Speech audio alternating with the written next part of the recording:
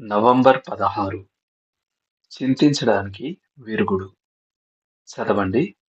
ఫిలిప్పీలకు రాసిన పత్రిక 4వ అధ్యాయము 1-5 వరకు. ఎల్లప్పుడూను ప్రభువునందు ఆనందించుడి. మరల చెప్పుదును ఆనందించుడి. మీ సహనమును సకల జనులకు తెలియబడనీయుడి. ప్రభువు సమీపంగా ఉన్నాడు. ఫిలిప్పీ 4:4-5 వచనాలు. చింతించడానికి ఎవరికైనా ఓ కారణం ఉందంటే అది అపొస్తలుడైన పౌలుకే ఉండింది. ఫిలిప్పీలో ఉన్న తన ఇద్దరు ప్రియమిత్రులకు పొసగడం లేదు. వారికి సహాయం చేయడానికి తానేమో అక్కడ లేడు. యువదియ, సుంటుకే దేని గురించి కలహించుకున్నారో మనకేమీ తెలియదు. గాని అది ఏమైనప్పటికీ అది సంఘంలో విభజన తెస్తూ ఉండింది. ఫిలిప్పీ 4:2-3 వచనాలు. ఫిలిప్పీ సంఘంలో విభజన వచ్చే అవకాశంతో పాటు రోమ్లోని విశ్వాసుల మధ్య విభజనను కూడా పౌలు ఎదుర్కోవాల్సి వచ్చింది. 1 అధ్యాయం 14-17 వరకు.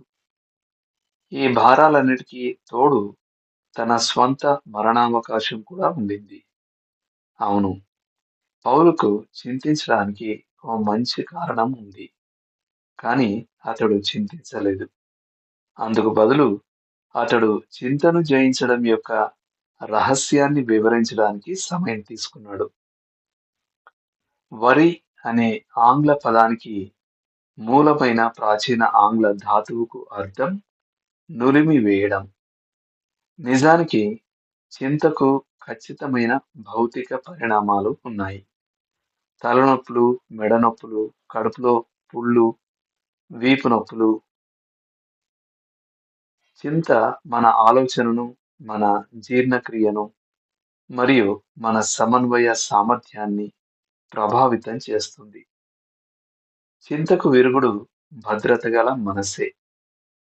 సమస్త జ్ఞానమునకు మించిన దేవుని సమాధానము యేసుక్రీస్తు వలన మీ హృదయములకును మీ తలంపులకును కావలియుండును.